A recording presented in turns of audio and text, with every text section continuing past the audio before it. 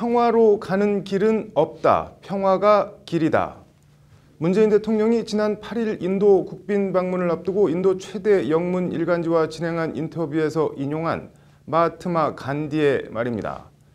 인용하다 하면 보통 이렇게 남의 말을 빌려 쓰다는 뜻으로 받아들입니다. 그런데 우리 민법에서는 이 인용하다가 좀 많이 다른 의미로 쓰인다고 합니다. 부부간에 서로 인용한다. 무슨 뜻일까요? 법률방송 법률용어 이제는 바꾸자. 장한지 기자입니다. 짜증 좀 내지 마. 짜증 좀 내지 말았죠. 알았다고. 그러니까 이혼해. 그러니까 나도 하고 싶다고. 근데 엄두가 안 난다고.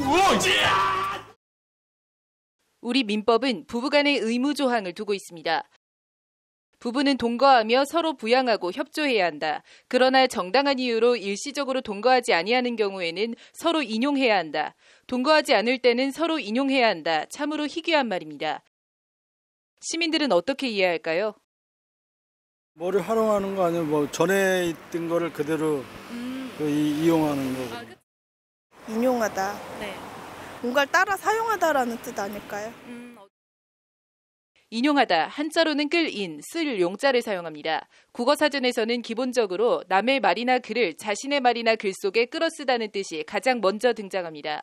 인정하다의 인, 용납하다의 용을 써서 인정하고 용납하다라는 뜻도 있습니다.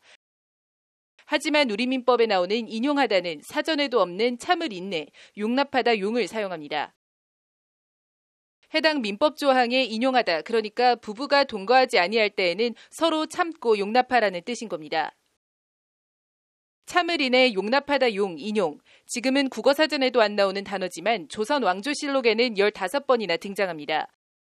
봉건 왕조 시대에나 쓰였던 죽은 단어가 21세기 우리 민법 법전에 여전히 살아서 그대로 남아있는 겁니다.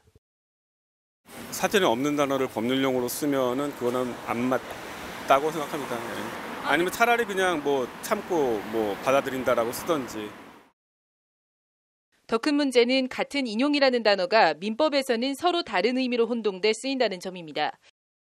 민법 제217조에서의 인용은 인정하고 용납하다의 뜻인 반면 민법 부칙 제3조에서는 통상적으로 쓰이는 남의 말이나 글을 자신의 말이나 글에 끌었을 때라는 뜻으로 쓰고 있는 겁니다. 어떤 결과에 대해서 그것을 참고 받아들여야 된다라는 뜻도 있고 인정하고 용납해야 된다. 이렇게도 좀 해석할 수가 있을 것 같고요. 인용이라는 단어를 여러 가지로 의미로 쓰고 있는 것 같습니다. 국립국어원은 2003년 국어 순화 자료집을 편찬하면서 남의 말이나 글을 자신의 말이나 글에 끌었을 때 쓰는 인용하다는 끌어쓰다로, 인정하고 용납하다의 인용은 인정하고 받아들이다로, 참을 인해 용납하다 용의 인용은 참아 견디다로 쓸 것을 권고했습니다. 하지만 말 그대로 권고에만 그쳤을 뿐 바뀐 건 없습니다. 그 부분을 서로 참고 견뎌야 또는 참고 받아들여야 서로 다듬어서 제시한 적이 있습니다. 사전에 없는 말들을 꽤 쓰고 있죠. 법률 용어 중에는. 5년 전 법무부는 부부간의 조항에 등장하는 인용을 어려운 한자어로 선정했습니다. 그러나 민법에는 아직 동거하는 부부는 서로 인용한다는 납득할 수 없는 말로 여전히 남아 있습니다. 법률방송, 법률용어 이제는 바꾸자 장한지입니다.